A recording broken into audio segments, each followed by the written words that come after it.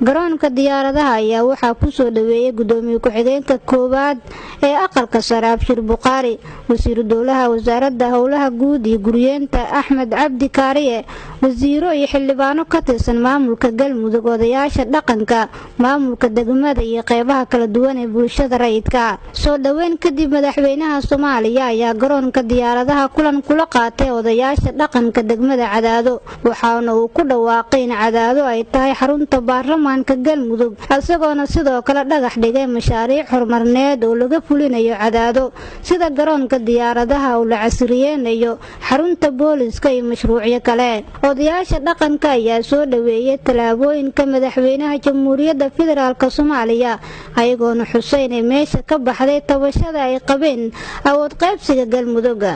waxa laala wixii aad ku soo heshiiseen oo hadda aad afkaaga haddana ka akhrisay waa qaadanay, waa ku qanacsannahay. waxaan ku dari lahaa oo kaleeto waxa weeye madaxweyne xaad markaan runta ka hadlayno waa walaal naga tirsan, waa oday naga tirsan. haddii waxna kala galeen iyo xoogaa kale haddii dadku ka fakereen annagu xagta iyo masaaf waxba uma haysano. waa madaxweynihii Galmudug. dhawow madaxweyne, waan ku faraxsannahay sidaad noogu sheegtay. wax yar baa ka dhiman, waxa yaroo ka dhimanna insha allahu tacaala waxaan ka heli doonaa afkaaga. waxaan rabnaa wixii aad noo sheegtay oo aan qaadanay oon ku heshiino maanta inay noqdaan dukumeenti. wixii aad noo soo gudbiseen waa qaadanay, waxa kalena Galmudug baan la wadaagnaa. Galmudug waxaan lahayn haddii aan la yiraahdo ku qashqashamayna tolka. madaxweynaha Galmudug Axmed Ducaale Geele Xaab oo hadal u jeediyay odayaasha dhaqanka ayaa sheegay in dib u soo laabashada magaalada Cadaado ay tahay dhameystirka tabashooyinka jira. marka hore waxaan idin sheegayaa madaxweynuhu wuxuu u soo laabtay inaan arrintii Cadaado saar weyn u dhigno.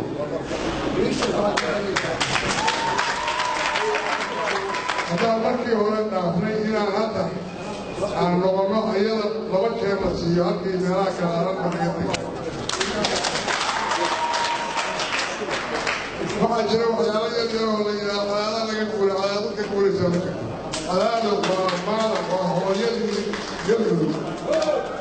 madaxweynaha Jamhuuriyadda Federaalka Soomaaliya Maxamed Cabdullaahi Farmaajo ayaa kula dardaarmay waxgaradka degmada Cadaado inay u istaagaan horumarka Galmudug oo lagu aasaasay dowladda federaalkuna ay dadaal badan ku bixinayso inay awoodeeda soo gaarsiiso gobolada dalka.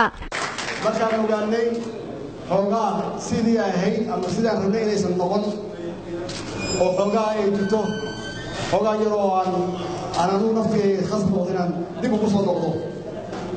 suu sheegay madaxweynaha xaaf shalay iyo xalay waa hadal yaa noo socday iyo guddigaad soo dirteen oo ugu horeeyo gudoomiye ku-xigeenka aqalka sare iyo wasiirka iyo xildhibaanada wakiilkeeda ka ah in loo baahan yahay inaan dhammaystirno wadahadalkii Galmudug iyo ahlu sunna wal jameeca inaan dhammaystirno. ma dhammaystiri karno idinkoo maqan Cadaado maqan ma dhammaystiri karno. waa dad weeye waxaa tihiin hooyadii meeshii lagu aasaasay Galmudug lidikuma caasiyi karo. waa khalad weyn lidinku caasiyo. wixii aydan raali ka ahayna Galmudug uma cuntamayso.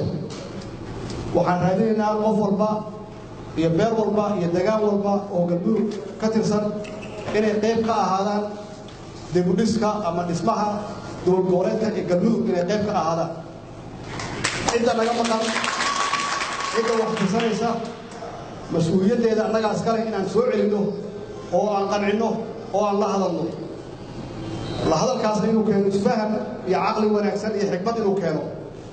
xikmaddii waxay noqotay markii aan dhinac walba ka fiirinay in qayb ka mida dowladdu halka ku shaqayso oo baarlamaanka ah oo aan naga guurin meeshaan inta halkii uu ka dhamaystirmaayo dowlad goboleedka Galmudug uu ka dhamaystirmaayo dowladnimadii uu ka dhamaystirmaayo in halkan lagu shaqeeyo ay baarlamaanku halkan ahaadaan oo ay idinku dareemin in lidinka tegay inay dareemin in laydinka tegay baarlamaanka intuu ku shaqeynayaa go-aanka qaadayso saas maaha waa saas weyn